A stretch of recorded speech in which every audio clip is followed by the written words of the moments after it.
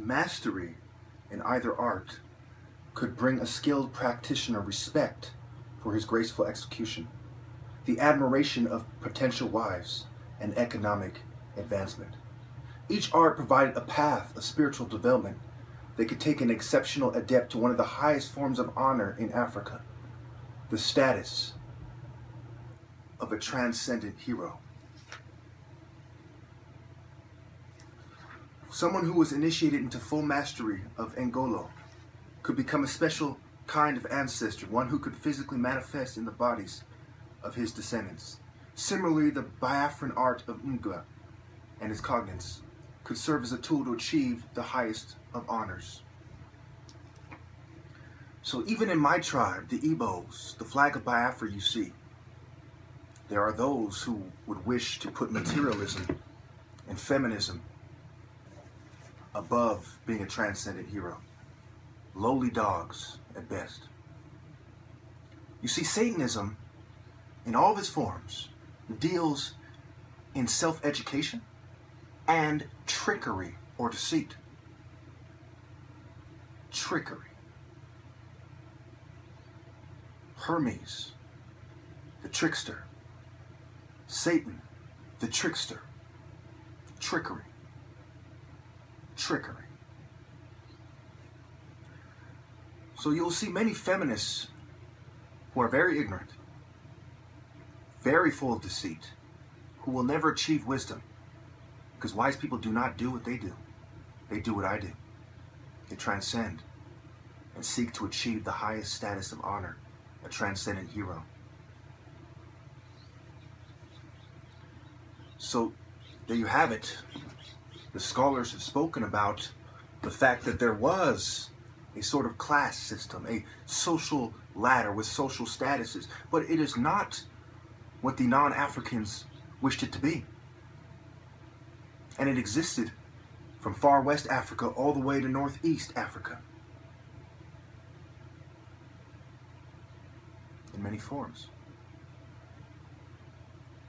You see, anthropologists know very well that before the agrarian societies, the farmers all over the world, agriculture, there was hunter-gatherers. Now, there is a thin line between hunting and warfare. Nimrod was called the Great Hunter. He's also called one of the mightiest warriors on earth. There's a thin line. Narmer was said to die hunting a hippo. He was also called a mighty warrior, a transcendent hero. So when you go back to the beginning, all the way through to Egypt, all the way into the age of Christianity and Islam, you see that it is a male-dominated society spiritually. That's what this video will deal with, in spirituality. It's a male-dominated society. Men were heroes. Women were in charge of maintenance. Now, we all know that many people, though it is a fairly honorable job, just like any other job, but many people do not want to be a maintenance man, because it is similar to working in the kitchen as a woman or something. Now, I'm not saying, you know, being a janitor is a pathetic job. You know, you do what you got to do, you know, as long as you're not stealing from other people, as long as you're not doing anything criminal, you know, there's honor in it. But I am saying that societies have always been male-dominated, patriarchal, man-heavy. Society has always favored the in-shape African man. So when people started going to different parts of the world, they said, you know what? We don't like how this is making us look. If we're not as big and strong as the black man, we're not as capable of war as he is. So we're going to have to twist things. Now let's all team up with everybody who sees it that way. Short people, weak people, geeks, people in charge of, you know, feminists, women, you know, gay people. All the people who weren't up to par, spiritually, socially. They came together, and that is what secret societies are for. They are for covert social control. Say it with me. Secret societies are for covert social control. And they are there to support the groups of people that I just named. Now, there are people of all races who are big and strong like Africans and who want to fight for honor like Africans. There's big white guys, there's big Samoans, there's even big Asians, and there's Asians who are small who can fight, and so on and so forth. But when you look at it that way, you're forced to come to the conclusion that black people are superior. So what did they do? Now, I'm not saying black people are superior. I'm saying when you look at it from the ancient scale, they are. And so they wanted to replace that scale. God came, and I mean, God came to the prophets and he revealed to them the Abrahamic faiths. And so we moved on into a different sort of male-dominated society where women had their role, but it was never, ever, ever equal to that of man. Now, there was a small, there's some Native American societies, there's some Middle Eastern societies, there's some random cultures all over the world where women magically were equal to men. And this goes back to the fact that they were never equal to men in Africa. In Africa, traditionally, women were excluded from the important tribal meetings. Women weren't allowed to be pharaohs. When they were usually killed, or they killed themselves. Ask yourselves, how did Nefertiti meet her fate? How did Cleopatra? Was this not the fate of someone who sought to replace a male ruler and weren't up to par? So think about this very, very carefully. And ask yourselves, what kind of despicable person would lie about this irrefutable, very self-explanatory, very self-evident fact or series of facts? What kind of person would make it seem like a woman historically was valued as much as the greatest hunter or the greatest warrior or the male king? What kind of person would say such a thing?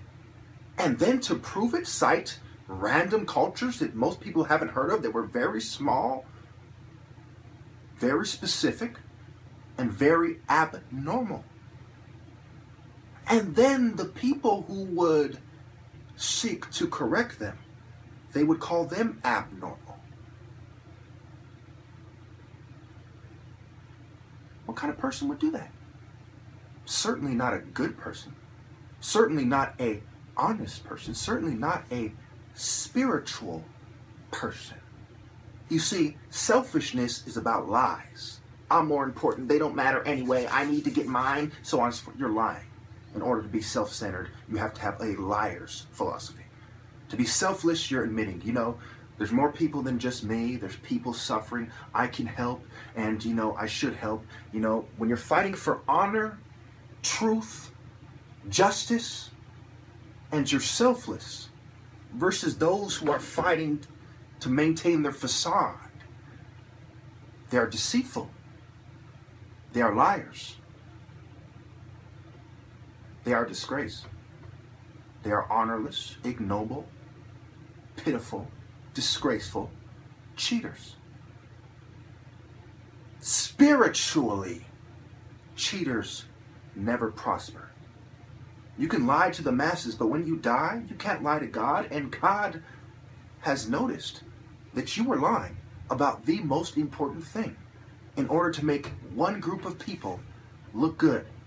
When all people were together, we had our scale. Mind, body, and soul. We had our scale. We had our heroes. And then God came along and said, love one another, live in peace, and so on. So now we are in the age that was meant for peace. In the age of war, the black man dominated until Bronze Age technology and so on and so forth came about. Naturally, the black man dominated the age of war. Only a fool wouldn't understand that. Most resource abundant place. most abundant resources are in Africa. The original place, when you start off where all the resources are, all the different kinds of animals, most different kinds of animals, variety of animals, and you start off there. And when the smoke clears naturally, there tends to be certain types of people, and other types of people aren't there. And they have to come back when they have the upper hand. That's like me fighting you in a fist fight. You beat my ass. I come back with a gun. And I say, I'm a greater word than you because I shot you dead. No, you're a fucking cheater who's a fucking coward.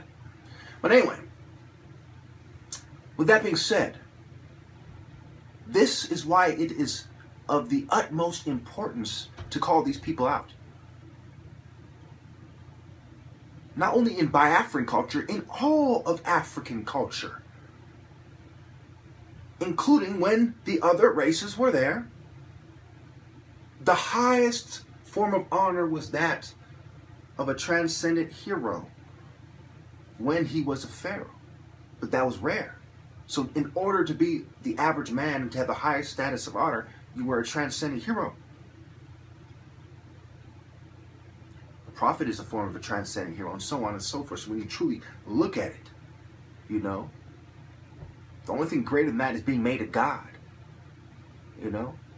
But why are people being made a god? Oh, that's right, because they were a transcendent hero. So everything that is above being a transcendent hero includes being a transcendent hero.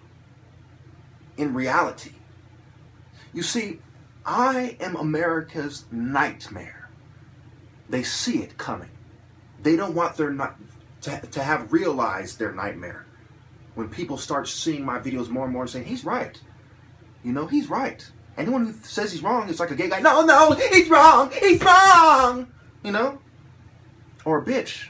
Oh my God, he's wrong. Damn it, he's wrong. I sleep on the couch until you say he's wrong, hubby. Or a weak man. Look, their eyes get all, the glasses get all foggy. He's wrong. Damn it, he's wrong. Just because I'm not a great warrior doesn't mean I'm not as much of a man as he is. Let's face it, as harsh as the truth is, we all know that I'm right. You cannot change that. You cannot go back in history and say, well, women were equal to men. They weren't. They absolutely, unequivocally were not.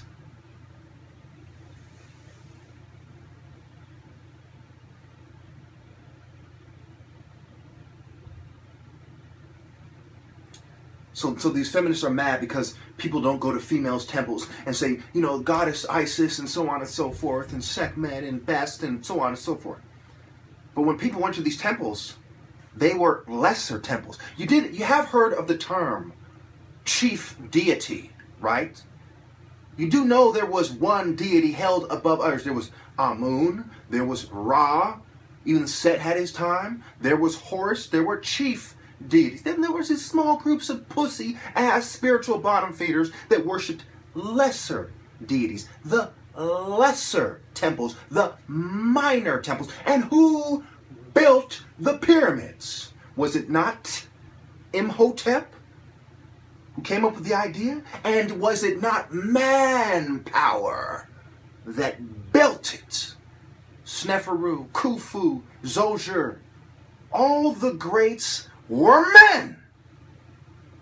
And now I end this with a few clips showing you that, oh yes, I am a transcendent hero who is fast, strong, and brave. Thank you. Mentuhotep!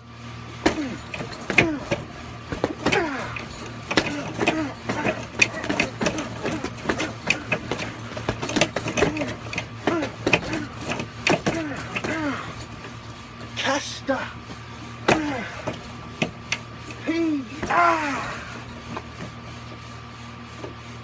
You understand me?